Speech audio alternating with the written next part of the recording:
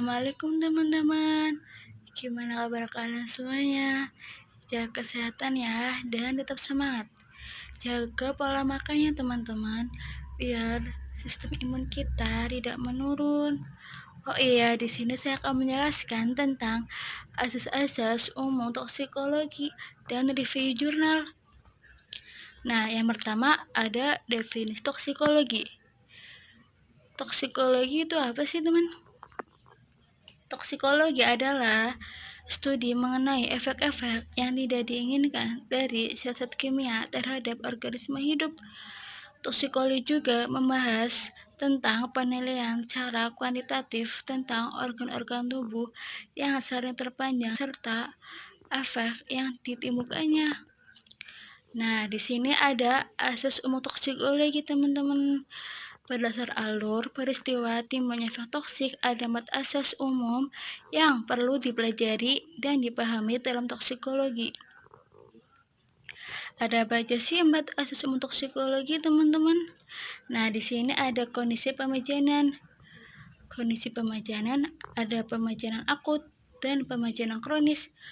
Pemajanan akut, sejumlah racun masuk ke dalam tubuh dalam sekali kejadian dan efeknya segera. Pemajanan kronis terjadi akumulasi atau penumpukan racun akibat pemajanan yang berulang. Nah, keduanya akan mempengaruhi wujud efek toksik. Misal, keracunan besan akut akan terjadi depresi sistem saraf pusat. Keracunan besan kronik akan terjadi leukemia. Teman-teman tahu nggak sih bensin itu apa? Bensin itu larutan zat kimia yang berbahaya. Nah, yang kedua ada kondisi makhluk hidup. Kondisi makhluk hidup maksudnya adalah keadaan fisiologi serta patologi makhluk hidup yang dapat mempengaruhi ketersediaan racun di sel sasaran dan keefektifan antarasiknya. Nah, keadaan fisiologi dipengaruhi oleh umur, jenis kelamin, dan kehamilan. Kecepatan aliran darah. Kecepatan aliran darah maksudnya kecepatan aliran darah ke sel atau organ sasaran mempengaruhi ketoksisan racun, dipengaruhi oleh beberapa faktor, kondisi istirahat, hipotermi, shock, gangguan jantung. Nah, kalau patologi itu ada penyakitan saluran cerna, misalnya gangguan pada lambung, usus halus, dan lain-lain. Ini mempengaruhi keefektifan absorpsi dan metabolisme. Nah, yang ketiga ada mekanisme aksi. Yang keempat ada wujud dan sifat efek toksik atau pengaruh berbahaya racun. Ini menurut Donastus 2001. Nah, di sini ada menurut Priyanto 2009. Pemahaman atas 4 asas umum toksikologi ini dapat dipergunakan untuk evaluasi keberbahayaan suatu zat. Evaluasi ini menentukan memperkirakan batas keamanan suatu zat bila mengenai atau digunakan pada manusia, serta cara-cara menggunakannya supaya tidak menimbulkan efek toksik. Nah, di sini ada mekanisme efek toksik, teman-teman. Mekanisme aksi toksik suatu zat beracun berguna untuk mengetahui penyebab timbulnya keracunan yang berkaitan dengan wujud dan sifat efek toksik yang terjadi. Mekanisme aksi berdasar sifat dan tempat kejadian. Cara patologi dapat dibagi menjadi 2, yaitu mekanisme luka intrasel dan mekanisme luka ekstraksel. Mekanisme luka intrasel adalah luka yang diawali oleh aksi racun pada tempat aksinya di dalam sel, sehingga mekanisme ini sering disebut mekanisme langsung atau primer. Mekanisme luka ekstraksel terjadi secara tidak langsung, artinya zat beracun pada awalnya bereaksi di lingkungannya luar sel akibat terjadi luka di dalam sel. Nah, di sini ada wujud efek toksik menurut Donastus 2001. Wujud efek toksik, suatu racun dapat berwujud perubahan biokimia, fisiologi, fungsional, dan struktural. Perubahan ini memiliki sifat khas yaitu terbalikan dan tak terbalikan. Sifat efek toksik terdapat dua efek toksik. Satu beracun yaitu terbalikan dan tak terbalikan. Ciri khas dari wujud efek toksik yang terbalikan meliputi ada tiga.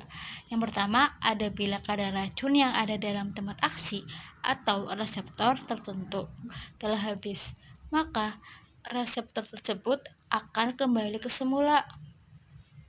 Nah, yang kedua, ada efek toksik yang ditimbulkan akan cepat kembali normal. Ketiga, ada ketoksikan racun bergantung pada tekanan serta kecepatan absorpsi, distribusi, dan eliminasi racunnya, teman-teman. Sedangkan ciri khas wujud efek toksik yang bersifat tak terbalikan meliputi ada dua, teman-teman. Yang pertama, ada kerusakan yang terjadi sifatnya menetap. Yang kedua, ada pemajanan. Berikutnya, dengan racun akan menimbulkannya kerusakan yang sifatnya sama, sehingga kemungkinan terjadinya penumbukan efek toksik. Nah, di sini ada pembahasan jurnal yang judulnya Uji Ketoksikan Akut Buah Parijoto Segar Terhadap Mencit Jantan Galur Swiss. Volume 1 nomor 1 November 2017. Ini disusun oleh Anik Megawati, Emma Dwi Hastuti, Desi Erliani, Bukitasari dari program studi S1 Farmasi Stikes Cendekia Utama Kudus. Nah, parijoto mengandung beberapa senyawa seperti flavonoid, saponin, dan tanin. Flavonoid berperan dalam aktivitas antioksidan. Flavonoid yang terkandung dalam parijoto terdeteksi menunjukkan 4 cincin yang menunjukkan 4 komponen flavonoid, teman-teman. Ini menunjukkan efek parijoto untuk menghambat pertumbuhan sel kanker. Kandungan saponin dalam parijoto memiliki berbagai aktivitas. Dalam uji sitotoksik antitumor, saponin dapat mengaktifkan jalur apoptosis secara intrinsik atau ekstrinsik, menahan siklus sel. Nah, di sini ada menurut Hanum, Prihastanti, dan Jumari pada tahun 2017, teman-teman. Senyawa tanin memiliki efek antimikroba dengan menghambat enzim dan membentuk kompleks dengan ion logam, tetapi juga dapat mengurangi profil lipid dan peningkatan aktivitas antioksidan yang signifikan. Penggunaan tanaman parijoto sebagai obat tradisional belum diketahui pasti keamanannya, maka perlu dilakukan penelitian tentang uji ketoksikan akut dari tanaman parijoto. Penelitian ini menggunakan mencit jantan galur Swiss sebagai hewan uji yang akan diberi ekstrak buah parijoto, teman-teman, dengan dosis tertentu, dan diamati kenaikan berat badannya selama periode waktu tertentu. Hewan uji dibagi menjadi 5 kelompok dengan 4 variasi dosis dan 1 kelompok lainnya sebagai kontrol negatif. Nah, ini metode penelitian. Bahan yang digunakan yaitu hewan uji yang digunakan pada penelitian ini adalah mencit jantan dewasa galur Swiss dengan umur kurang lebih 3 bulan dan dengan berat badan sekitar 30 gram. Hewan uji diperoleh dari peternakan tikus putih dan mencit Mr. Tiput Semarang. Bahan yang diujikan berupa ekstrak air buah parijoto segar dengan dosis 6,25 gram per kilogram berat badan, 12,5 gram per kilogram berat badan, 25 gram per kilogram berat badan, dan yang terakhir 50 gram per kilogram berat badan. Nah, alat yang digunakan pada penelitian ini adalah timbangan untuk mencit, jarum suntik oral, seperangkat perangkat gelas seperti gelas ukur, lampu ukur, beker gelas, neraca, analitik, sartorius, dan 5 kandang mencit yang digunakan untuk menempatkan mencit berdasarkan kelompok dosis. Nah, cara kerjanya yang pertama ada pengelompokan hewan uji. Mencit sebanyak 15 ekor dibagi menjadi 5 kelompok secara acak. Masing-masing kelompok terdiri dari 3 ekor. Mencit kelompok 1 adalah kelompok kontrol negatif. Kelompok 2, 3, 4, 5 adalah kelompok perlakuan dengan variasi dosis, teman-teman.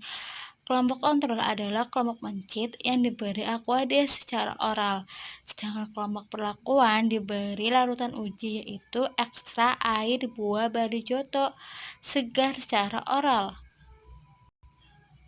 Kelompok perlakuan terdiri dari 4 kelompok dengan perbandingan dosis tertentu. Mencit yang telah dikelompokkan ditimbang berat badan sebagai berat badan awal. Nah, yang kedua ada penyiapan larutan uji. Buah Barbijoto segar ditimbang, kemudian ditambahkan Aquades sebagai pelarut, dihaluskan dengan cara di blender, kemudian disaring, teman-teman. Nah, yang ketiga ada penentuan dosis volume. Volume yang diberikan kepada mencit betina 20 gram yaitu 1 mili, sehingga untuk mencit 20 gram mengandung 1 gram sampel, maka diperoleh dosis tertinggi sebesar 50 gram per kilogram berat badan. Untuk mendapatkan peringkat dosis menggunakan faktor perkalian tetap 2 kontrol Aquades 1,0 mili. Nah, peringkat dosis yang diperoleh sebagai berikut, teman-teman.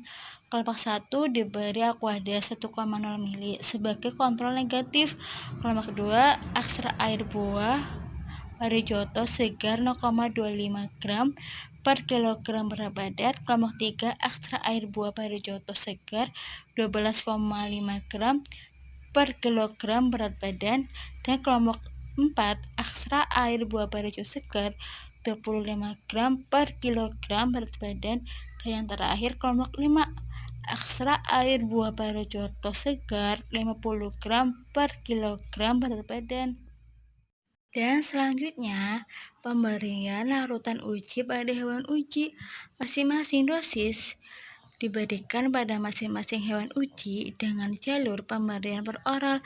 Begitu pula pada kelompok kontrol diberikan cara per oral dengan Aquades. Volume larutan yang diberikan sesuai ketentuan maksimum yang dapat diberikan pada hewan uji yaitu 1,0 mili. Maka untuk mencit dengan berat 30-35 gram, volume maksimum larutan yang diberikan melalui jalur per oral adalah 1,0 mili. Nah, teman-teman, ini adalah hasil dan pembahasan. Masa pengamatan 24 jam. Pertama, setelah pemberian sediaan uji, ternyata tidak ada hewan uji yang mati, baik kelompok kontrol maupun pada kelompok perlakuan hasil pengamatan hewan uji selama 24 jam. Setelah pemberian buah Barbijoto segar dapat dilihat pada tabel 1, teman-teman. Nah, dari tabel 1 dapat dilihat bahwa 3 ekor mencit setiap kelompok setelah diamati selama 24 jam tidak menunjukkan adanya kematian. Hal ini menunjukkan bahwa pemberian buah Barbijoto segar tidak menimbulkan efek toksik segera, teman-teman. Nah, selanjutnya hewan uji dipelihara sampai hari ke-14 untuk mengamati kemungkinan timbulnya efek toksik yang tertunda. Pengamatan dilanjutkan sampai 14 hari. Ternyata pemberian buah Barbijoto segar juga tidak menyebabkan kematian pada hewan uji. Hasil pengamatan terhadap hewan uji 14 hari setelah pemberian oral dapat dilihat pada tabel 2, teman-teman. Nah, tabel 2 menunjukkan bahwa hasil pengamatan selama 14 hari juga tidak dijumpai kematian pada hewan uji. Kesimpulan yang bisa diambil dari data diringkas dalam tabel 1 dan 2 yaitu tidak ada hewan uji yang mati dari semua peringkat dosis. Karena tidak ada kematian hewan uji, maka dosis yang menyebabkan kematian 50% hewan uji mati atau LD50 teman-teman. Nah, tidak dapat dihitung sehingga dosis tertinggi 50 gram per kilogram berat badan masih dalam diberikan pada hewan uji dinyatakan sebagai LD50 semu yang termasuk dalam kategori relatif kurang berbahaya, yaitu kurang dari 15 gram per kilogram berat badan. Ini menurut Loomis pada tahun 1978. Pengamatan gejala toksik merupakan salah satu rangkaian dari pengamatan yang dilakukan uji ketoksikan, teman-teman. Gejala toksik yang diamati dalam penelitian ini adalah perilaku gerakan kereaktifan terhadap rangsang, ukuran pupil, palpitasi kulit rambut, berat badan. Nah, kesimpulannya tidak dijumpai adanya kematian hewan uji hingga masa pengamatan 14 hari baik dari dosis terendah 6,25 gram per kilogram berat badan hingga dosis tertinggi 50 gram per kilogram berat badan, teman-teman. Dan terima kasih. Wassalamualaikum warahmatullahi wabarakatuh.